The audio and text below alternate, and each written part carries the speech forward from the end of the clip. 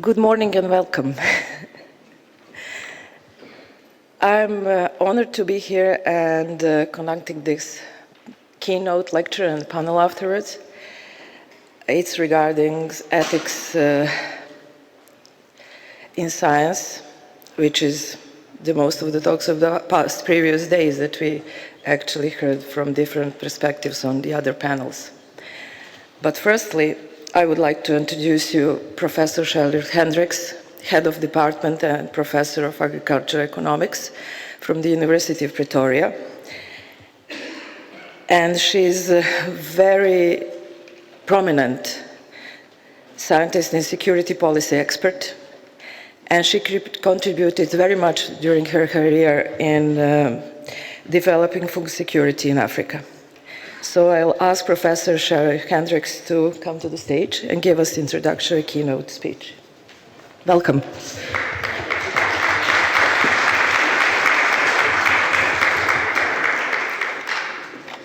Thank you and good morning. It's an honor and a privilege to be able to have the opportunity to address you today on the topic of the ethical conduct of science. So we know that science inquiry and communication of science are essential in achieving the universal goals related to development. In an era where evidence-based planning and decision-making is in vogue, we're called to contribute to a better and more sustainable life for all. Throughout the ages, such developments have embraced science, its independent discoveries and advice, trusting the integrity of scientists. But in today's world of fake news, polarized and vocal public voices, and significantly improved public access to a diversity of information sources, the integrity of science is challenged and often mistrusted. This is compounded by the publications of scandals in science. These bring into question the ethics of science and of scientists themselves. In my own university, we believe that research matters. It matters because not only does it produce knowledge, technology, and innovation that are important for societal development, but we also research and choose what we choose and not to research, and what we choose to research also influences society. For all scientists, conducting science is our everyday business. We're curious about the world, what constitutes its components, its elements, and its substance. We observe change and ask questions about what drives this change. We are curious about what will drive change in the future and how what we know and what we don't know can shape and improve future well-being. We value the unknown and enjoy the challenge and excitement of discovery. The discovery of new knowledge, technologies, and innovations is exhilarating. While the pursuit of these moments requires extensive hard work, dedication, and long-term commitment, discoveries and the acclaim that they bring are not everyday happenings in the life of a scientist. Contrary to current drives in higher education to produce ready-for-work graduates, many of us were never formally trained in the ethics of being a scientist. Yes, we were trained in the knowledge and the skills and the technologies for our particular profession, and sometimes the ethics related to human and animal research, but really in the foundations of the ethics of being a scientist.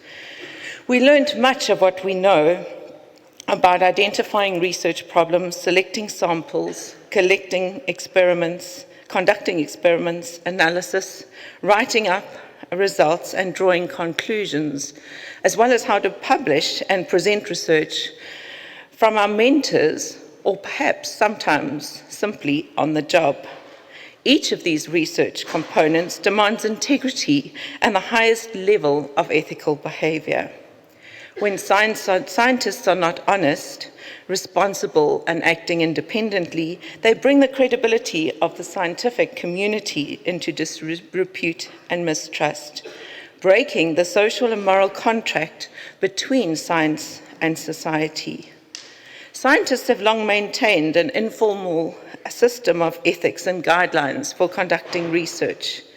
But after a series of well-publicized ethical breaches and war crimes in the mid-20th century, numerous codes of ethics have been published. Some more recent cases of isolated individual dishonesty and misdemeanors have been reported. These rotten apples, of course, ruin the whole batch. But some involve the lack of independence of research institutions, especially where they have a specific influence on preventing policy change, in particular in the food and agricultural sector. Science ethics calls for honesty and integrity at all these stages of our scientific practice, to produce unbiased knowledge, which is critical for others to build upon. So research misconduct can have devastating consequences to the perpetrator, to the person who reported the misconduct, and also to the institutions involved. Most scientists would be quick to say that we're not dishonest, and we certainly don't make it our effort to mislead society. But societal trust is encoded by such incidences. Trust is fragile, and it's difficult to restore once it's been breached. So this requires greater caution in our everyday practicing of science.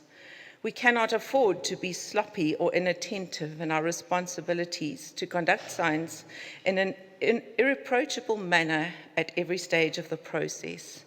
The fact that the current digital environment makes it more likely that any misconduct will be exposed makes our integrity now more than ever even more in the spotlight. So the ethical conduct of science is essential. It's the responsibility of each of us to make sure that we're familiar with the procedures and to train those who are under our mentorship. So for centuries, scientists have relied on each other, on the self-correcting mechanisms involved in the publication process, in publishing data, in peer review, making sure that our research is replicable, in collaboration with others, and to safeguard the integrity of this process. So science may ultimately be self-correcting, and genuine mistakes may well be able to be corrected even in published literature, but it tarnishes the reputation. The ethical conduct of science also includes upholding the safety requirements and respect of human rights and the humane treatment of animals. Of course, all of this falls outside of the scope of what is possible in a presentation such as this.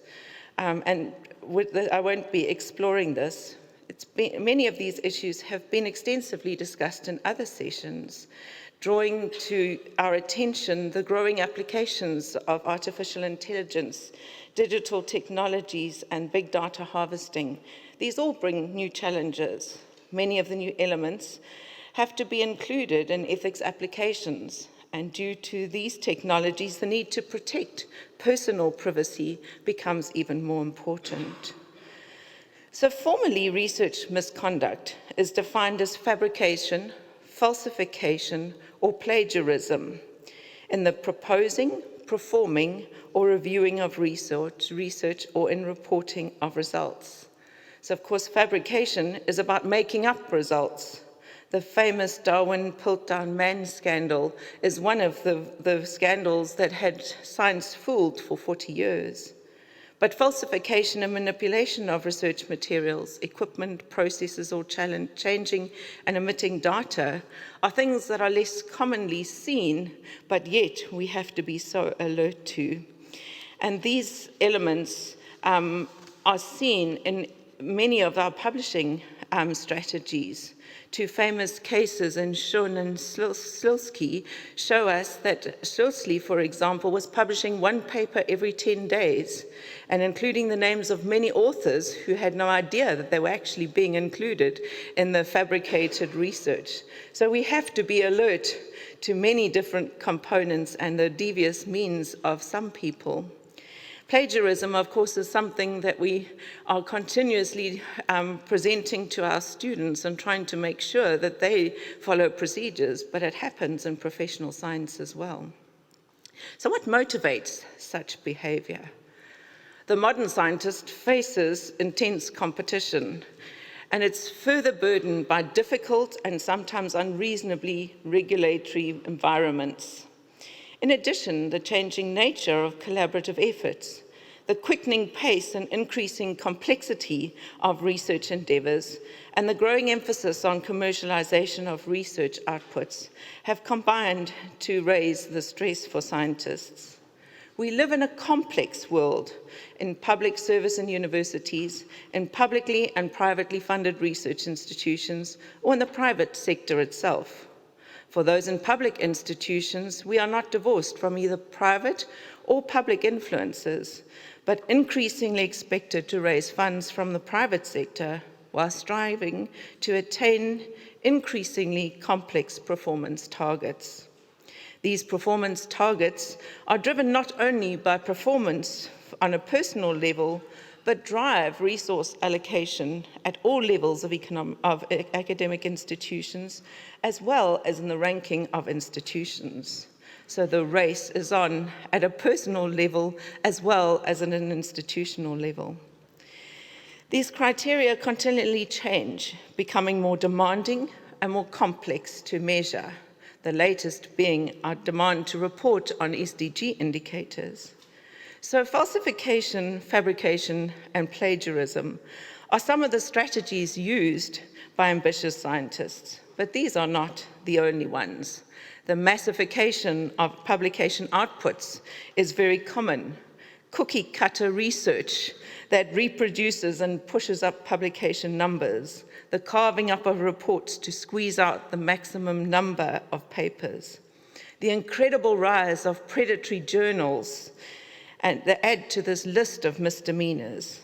Their rise demonstrate the desperate state and the ethics of science conduct. We all know that credible journals are oversubscribed, the highest ranking journals often taking the longest to get papers out, while tightening the prescriptions on pre-press releases of research results.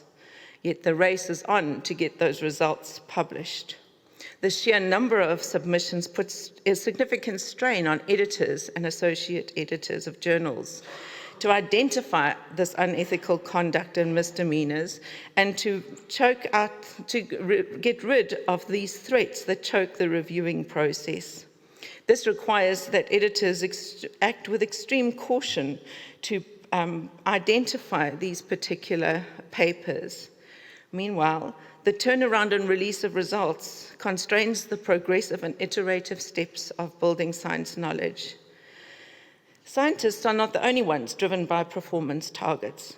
Under the constant scrutiny of government bodies, research and development funders, both public and private, are increasingly pressed to demonstrate impact, in particular in impact in areas where there may not be rapid impact observed, or there may not be an impact for a very long time. But we have to keep to project cycles. So we need to develop, advance our careers, and show tangible policy impact. And increasingly, these performance systems and grant evaluations press for evidence of public engagement. In our eagerness to tick all the boxes on grant applications, project evaluations, and performance appraisals, how genuine is this engagement really? The often well-intended incentive situations and performance benchmarks may well have unintended consequences for the ethics of science and for society at large. We see this sharply played out in the policy domain. The issue of ethical conduct of science is sharply under focus with respect to contemporary demand for evidence-based policy. Policies are constantly in flux. They change with regimes, with political persuasions, with international development agendas. They're at the same time generic, but yet context-specific. Policies drive resource allocation and determine public investment directions, including those for research and development. They guide the intervention choices of governments, their rollout and their coverage. Although often intersectorial, they often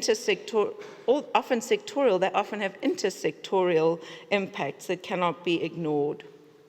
While academic performance criteria for research evidence of policy influence and change should in this context, should research lead to policy interface?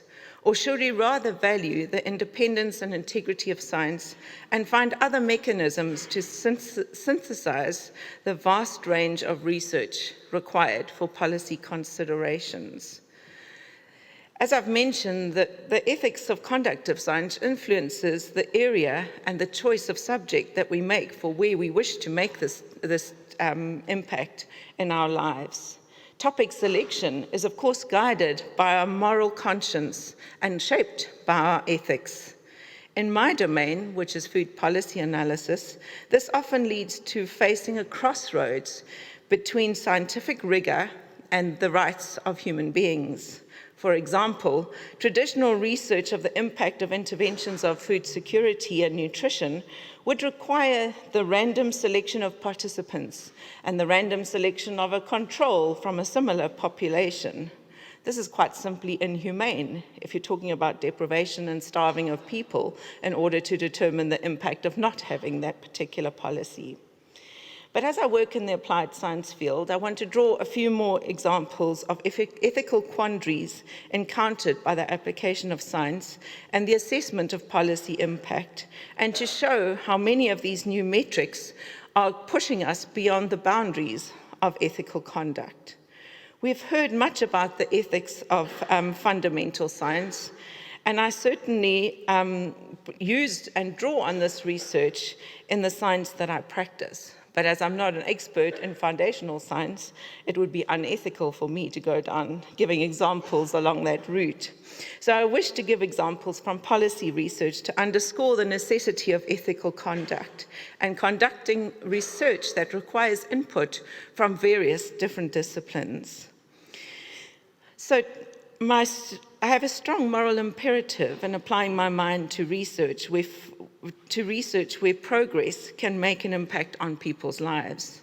This is strongly influenced by being a fifth-generation offspring of migrants from the Netherlands, Ireland, and England who sought a new beginning, were shipwrecked, or were fleeing the famine.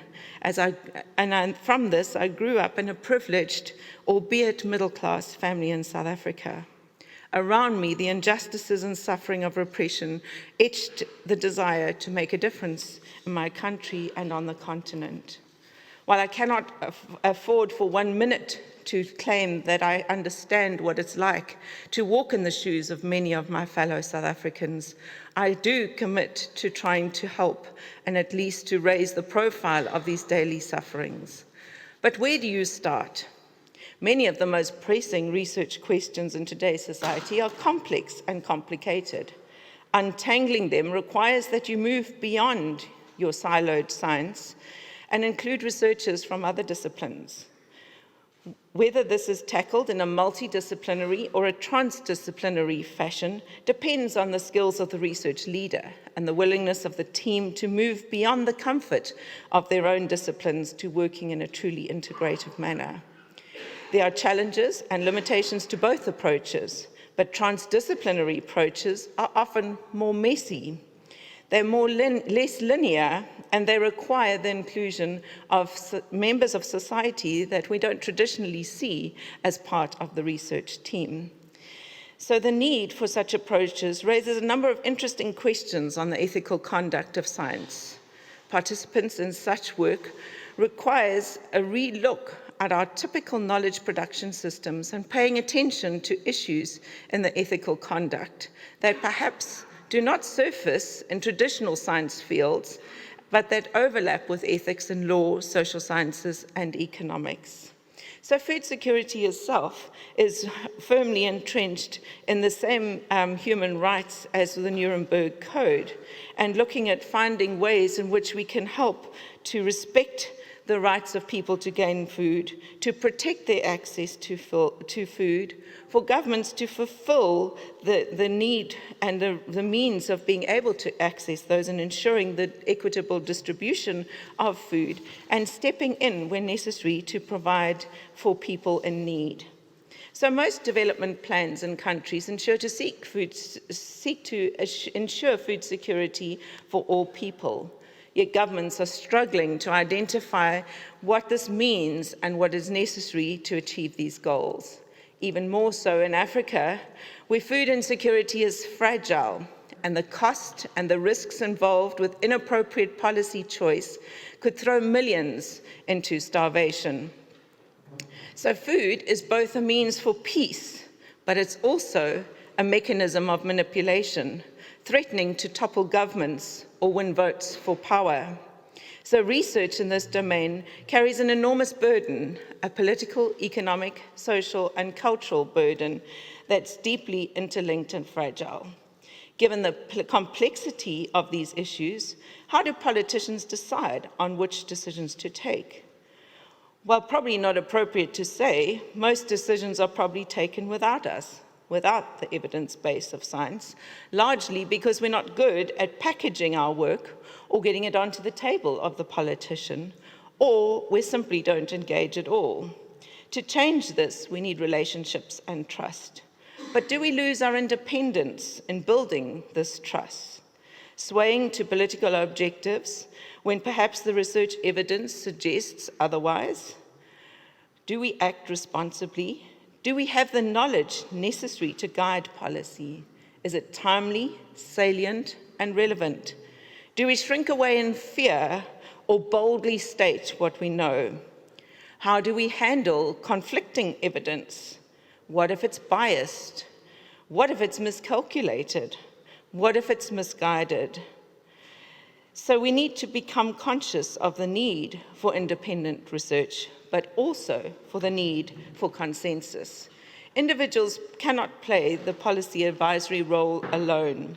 None of us is capable of covering the entire scope of what is necessary to find the best fit scenario for complex policy decisions in food security. So we have to draw on a body of vast existing knowledge that often extends beyond what we are familiar with.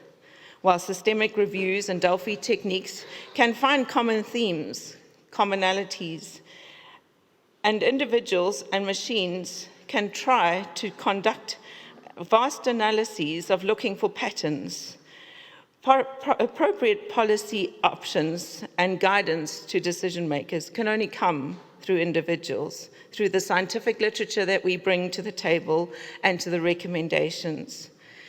These applications of technology may well sharpen our future prospects for predicting outcomes of a particular policy or a course of action, but they also are learning from our past action, so we need to look at how we can help them to understand the future. So I've mentioned that policy is context-specific, but often we develop blueprints. We also need to question who we speak for in these debates. For those of us privileged to have the opportunities to engage with policymakers, who are we speaking for? Scientists or for society? Are we speaking of people or with people? We require multidisciplinary engagement, but how qualified are we to make decisions and to speak on topics that are outside our domain? How do we deal with contradictions, particularly contradictions in ideology? How do we make sure that we can make the best fit? Sometimes we manipulate the results. For example, in my own field of agricultural economics, students often tell me, my model doesn't fit. It doesn't come up with the answer that's required. Can I do, and they name a number of manipulations? No. There's such a culture of not publishing negative results. But in policy, negative results have many things to learn. If the model doesn't fit, we probably shouldn't be implementing that particular policy. What about the sampling techniques and replicability in social science research? This is often challenged by more traditional approaches. So policy research is really capturing the moment of who's in the room. It's very seldom able to be replicated, but it needs to be trustworthy. Whose data are we using? How are we using herd mentality in our conclusions? So a study we did of a systematic review of 169 studies on food security showed that only 9 researched poverty, yet over a third concluded that poverty was the cause of food insecurity. There's an ethical and moral issue in that. So this is where consensus studies come into play. Many recent policy dialogues have seen scientists coming around the table with multidisciplinary teams, with various conflicting ideas, and trying to find the best practices, share examples, and find the lessons against this background of solid science. These dialogues create heated debates from scientists of different persuasions. But it's very important that they bring to the table the complexities and also the contextual elements of our science. So it takes these experts to make sense of the science and summarize it in ways that are digestible to policy analysts. I've been part of 3 efforts in this regard, and they've shaped the way in which I conduct my research, and also my impatience, I think, with many of the processes that I've been involved in otherwise. So the high-level panel of experts, which is the Committee on Food Security's approach to these consensus studies, has done many reports on critical food security issues, and becomes now the debate and the foundation of the annual conferences on the Committee on Food Security. So after 40 years of debates, the Committee on Food Security realized that the missing element was the science component and science advice. The IAP reports that we've been presenting on during this conference are another one of those exercises, where we looked at regional level and then consolidated this at global level, feeding into the S20's preparation and becoming a model for other reports on climate change and health and other approaches to looking at this vast body of complex knowledge. The Malabo-Montpellier panel brings about a different element of trying to change the narrative on agricultural development in Africa. This particular group takes a totally different approach. Instead of evaluating the failures of Africa, which are very well published, it looks at where are the successes, where are the shining stars, and what can we learn from positive stories of policy influence, rather than only focusing on the negative. All of these identify gaps in knowledge and lead to the beginning of new research to identify where we have data gaps and how data can fill these, as well as what are the new areas that policymakers need advice in.